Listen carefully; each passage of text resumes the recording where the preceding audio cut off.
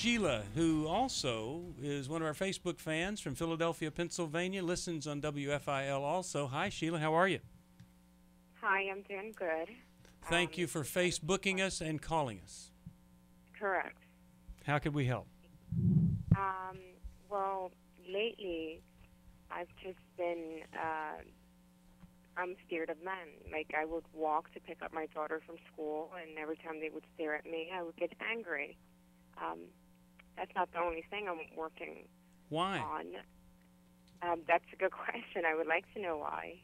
I'm actually talking to a counselor, and Good we're for working you. on that.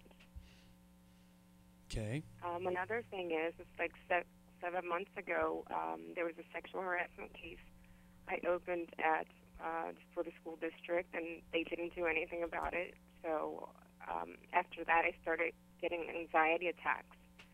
So I can't work, and I want to go back to work. It's been like 6-7 months now, you know. Okay. Well, how could we help you? What is the question for us? Well, how can I move on from this? How can I get better? What can I do? Okay. We can help you with that. Sherry, Mila, Well, what do you think? Well, a panic and anxiety attacks. That has to do with these little gas pedals in your brain that are called the basal ganglia. When they're working too hard, which something's coming up for you. I mean, that feeling you're having of anger when men stare at you, and then to have it be something, it felt sexual when you were talking about that. That felt kind of lack of boundaries. Yeah, right. Like somebody had taken, there's something that's there. Yeah. It felt sexual to me. And then the sexual harassment that the school didn't do anything with, where you felt overlooked. Yet, maybe once again, and that's stirring up a lot of anxiety in you.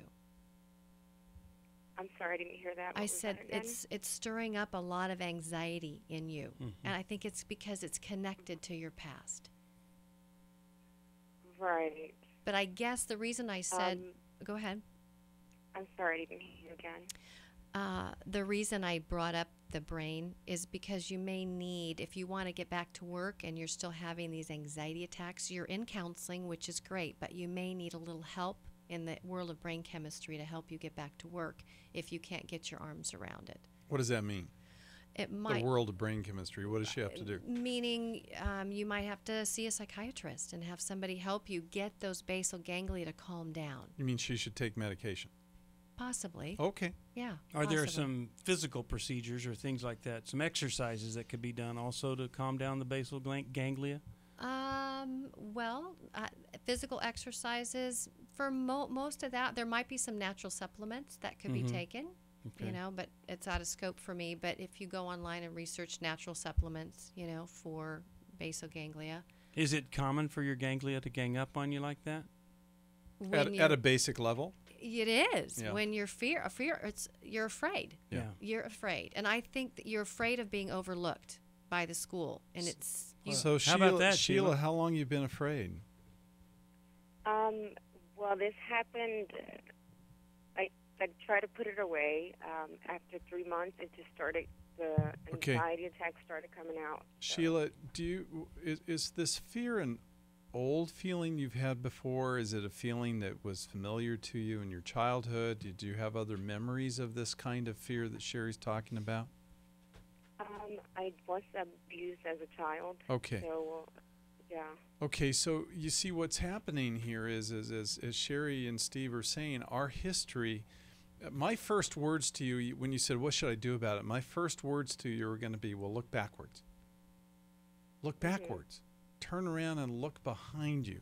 Who stared at you? Who looked at you? Who accosted you with their eyes? Who abused you, misused you, didn't take care of you like a little girl the way a daddy should have taken care of you? And when a person is sexually abused and stared at and ogled at, when they get old, they older, then this process that Sherry is talking about of the brain forming this loop of anxiety and this panicky loop, it doesn't know how to stop itself. It literally takes on its mind of its own. Yeah. And it doesn't know how to shut itself off. Nope.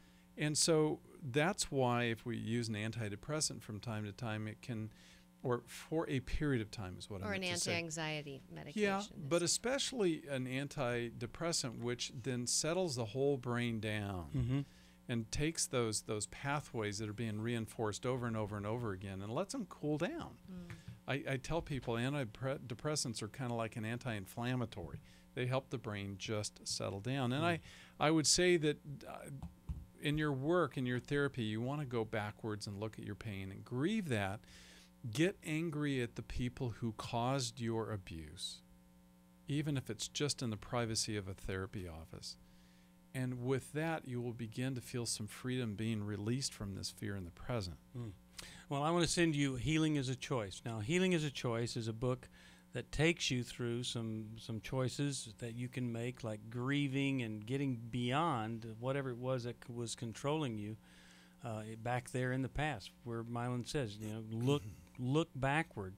And so often in the Christian community, we're told not to look backward. But when backward is leaking into today, it's not really looking That's very backward. well It's said. dealing with what is there that's leaking in. Be great if we just could move on. But when we don't, when we're dragging this stuff around with us, it's time to take a look at it. Take it out of the bag and give it a look.